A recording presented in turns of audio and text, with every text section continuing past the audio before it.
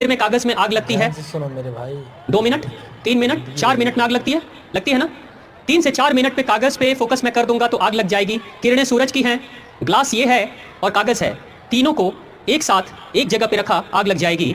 लेकिन ये कागज है, सूरज भी है, ग्लास भी है, लेकिन मैं इस ग्लास को ऐसे रखकर और ऐसे ऐसे हिलाते रहूंगा।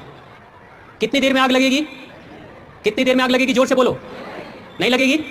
1 घंटा, 2 घंटा, दिन भर? नहीं, पूरे दिन भर कागज रहेगा, सूरज की किरणें रहेंगी, ये ग्लास रहेगा, मैं भी रहूंगा, लेकिन आग नहीं लगेगी। क्यों? क्यों? क्योंकि अपने फोकस को मैं बार बार हिला रहा था। एक बिंदु पे मैंने उसे रोक कर नहीं रखा। ये शीशा, ये ग्लास कौन है? कौन है ये? कौन है? आप हो? आप हो या आपका मन है? आपका मन है। सूरज है, सूरज रूपी शक्ति देने वाला पिता है, यानी हमारे घर के माता पिता हैं।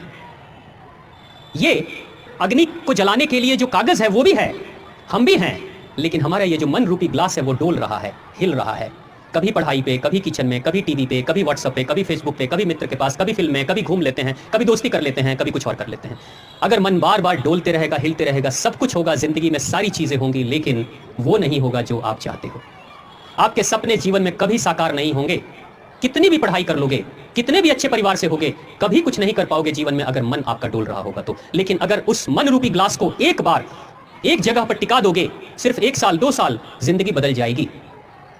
सुभाष चंद्र बोस के पिता बार बार हंसते थे सुभाष चंद्र बोस पर कि तुम जीवन में कुछ कर नहीं पाओगे। सुभाष चंद्र बोस को यह बात बड़ी लगती थी, चोट लगती थी। सुभाष चंद्र बोस ने कहा, मन ही मन कि पिताजी एक दिन मैं दिखाऊंगा कि मैं क्या कर सकता हूं। सुभाष चंद्र बोस विदेश जाते हैं। आईसीएस की पढ़ाई हुआ करती थी लंदन में, जिसमें अंग्रेज छात्रों को उस पढ़ाई की तैयारी करने में 4 वर्ष लगते थे, 4 साल लगते थे। 4 साल की पढ़ाई के बाद इम्तिहान में बैठते थे, तब कोई पास होता था या कोई फेल हो जाता था। सुभाष चंद्र बोस ने सिर्फ 9 महीने की पढ़ाई की थी और आईसीएस, भारत के पहले आईसीएस बने थे, इंडियन आईसीएस पहले। सिर्फ 9 महीने की पढ़ाई, वो जो 9 महीने अपने मन को रोक दिया ना, आग लग गई थी। जिस समय सुभाष चंद्र बोस भारत छोड़कर जा रहे थे लंदन, बंदरगाह पे उनके रिश्तेदार और वो खुद, उनके अलावा और कोई दूसरा नहीं था। लेकिन 9 महीने की मेहनत मशक्कत के बाद उस इंसान ने आईसीएस के उस इम्तिहान में आग लगाने के बाद जब सुभाष चंद्र बोस भारत के बंदरगाह पर लौटते हैं, लाखों लोगों की भीड़ लगी हुई थी सुभाष चंद्र बोस के स्वागत के लिए। ये भारत का कोई सपूत है जो अंग्रेजों के सबसे बड़ी नौकरी को हासिल भी कर लेता है सिर्फ 9 महीने की मेहनत में, और लात मारकर चला आता है भारत माता की सेवा के लिए। ये वो शक्ति थी, ये मन की वो स्थिति है।